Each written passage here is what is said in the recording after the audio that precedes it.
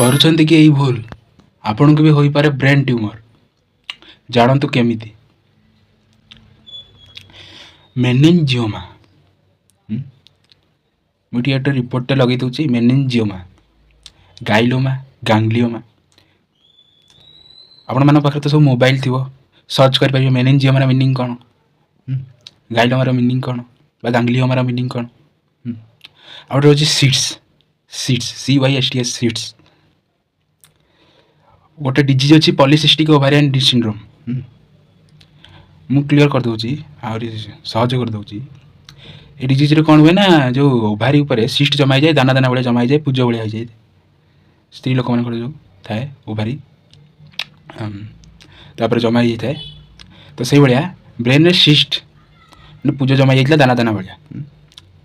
ଗୋଟେ ସ୍କ୍ରିନସଟ୍ଟା ଲଗେଇଛି, ଆପଣ ଚାହିଁଲେ ଗୁଗୁଲ, ଆପଣଙ୍କ ପାଖରେ ସବୁ ମୋବାଇଲ ଥିବ, ଗୁଗୁଲରେ ସର୍ଚ୍ଚ କରିଦେବେ ସିଷ୍ଟ ମାନେ କ'ଣ, ମେନିଞ୍ଜିଓମା ମାନେ କ'ଣ। କାହିଁକିନା କିଛି ଲୋକ ଆକୁ କହୁଛନ୍ତି ଟ୍ୟୁମର ନୁହଁ। ଆପଣମାନେ ସର୍ଚ୍ଚ କରି କମେଣ୍ଟରେ ଲେଖିବେ ଇଏ କ'ଣ। ତ କହିଦେଉଛି, ବ୍ରେନ୍ ଟ୍ୟୁମର ହୁଏ କାହିଁକି? ମୁଣ୍ଡରେ ପ୍ରେସର ପଡ଼ିଲେ ହୁଏ, କି ମୁଣ୍ଡ ମାଡ଼ ହୋଇଗଲେ ବହୁତ ଜୋରେ। ଲୋକ ଶୁଣିଲେ ହସିବେ। ଗୋଟେ ଲୋକ କହିଲା, ଏ କାନ ବାଟେ ମୁଣ୍ଡ ଧୋଇଲା ବେଳେ, ଗାଧୋଇଲା ବେଳକୁ କାନ ବାଟେ ପାଣି ପଶିକିରି ମୁଣ୍ଡରେ ପାଣି ଜମା ହେଇଗଲା। ହାଇଡ୍ରୋସେଫାଲସ୍ ଯେଉଁଟା ମୋତେ ହେଇଥିଲା। ଆଉ କାନ ବାଟେ ଯଦି ପାଣି ପଶିକିରି ମୁଣ୍ଡରେ ପାଣି ଜମା ହେଇଗଲା, ତାହେଲେ କାନ ବାଟେ ବାହାରି ବି ଯାଇଥାନ୍ତା।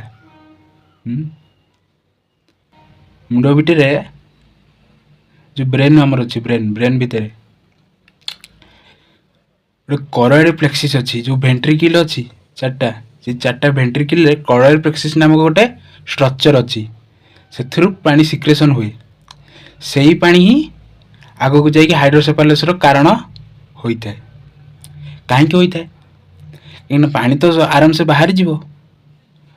ଯେତିକି ପୁଣି ସେ 700 ml 800 ml ଦିନକୁ ପ୍ରଡକ୍ସନ୍ ହେଇଥାଏ।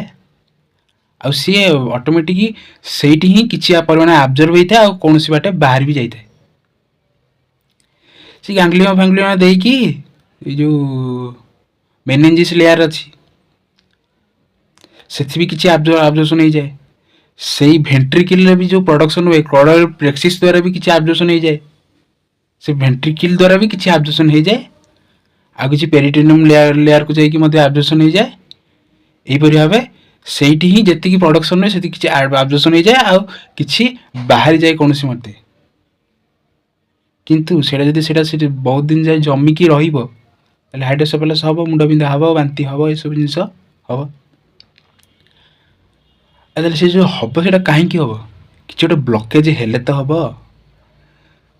ଯଦି ଆମେ ଗୋଟେ ପାଇପ୍ର ରାସ୍ତାକୁ ବନ୍ଦ ନ କରିବା, ତାହେଲେ ତ ପାଣି ଯାଉଥିବ ନା। ଯଦି ବନ୍ଦ କରିଦେବା ତାହେଲେ ପାଇପ୍ ଯିବନି। ଇଏ ସେଟା ମୂର୍ଖ ଲୋକ ବୁଝୁନାହାନ୍ତି, କହୁଛନ୍ତି କିଛି ହେଇନି। ଆଉ କିଛି ଯଦି ହେଇନି, ଆଉ ତାହେଲେ ପାଣି ବ୍ଲକେଜ୍ ହେଲା କାହିଁକି? ହାଇଡ୍ରୋସେଫାଲସ୍ ହେଲା କାହିଁକି? କିଛି ହେଇଛି ବୋଲି ତ ହେଲା। କିଏ ବୁଝେଇବ ଆଙ୍କୁ ଭାଇ? ତ ଆପଣମାନେ ସତର୍କ ହେଇକି ରୁହନ୍ତୁ। କିଛି ରୋଗ ହେଲେ ନର୍ମାଲ ସିଟି ସ୍କାନ୍ଟେ କରିବେ, ଡାକ୍ତରଙ୍କୁ ଯାଇକି ଦେଖେଇବେ।